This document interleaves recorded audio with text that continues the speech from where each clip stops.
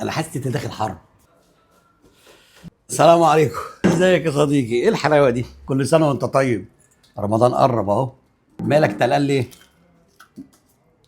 متوتر من اول يوم رمضان؟ ليه؟ في ايه؟ عندك عزومه كبيره؟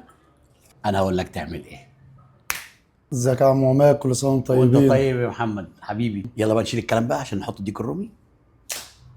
شفت الشيف جاب لنا ايه؟ شكرا يا شيف محمد. شكرا كل سنه وانت طيب. بيسلم عليك سلام. صديق الصمت اهو. الله يسلمك. انا جبت لك يا صديقي بقى الديك الرومي اللي هيغطي معاك العزومه بتاعت رمضان في اول يوم رمضان عشان ما تقلقش خالص. والديك الرومي ده احنا اللي بنسويه عندنا كده، ده من مزارعنا واحنا بنعمله عندنا احنا. ولو انت عندك ديك رومي وعايز تسويه احنا ممكن برضو نسويه لك. ولا انت عايز تاكل على طول؟ ها؟ تتفرج على الديك الرومي هتاكله منين؟ انا حاسس انت داخل حرب. انت بتعمل ايه؟ يا نهار ابيض.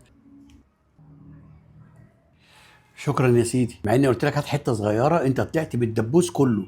انت هتاكل تاني؟ طب ايه رايك في طعمها؟ طبعا انت مش هتسيب حاجه. ده رز بالكبده، دي شعريه بالكاجو. طبعا يا صديقي الديك الرومي لما تيجي تسويه عندنا وتاخده من عندنا ممكن نعمله لك بالرز بالكبده بس او بالشعريه بالكاجو بس، او ممكن تاخده نص ونص.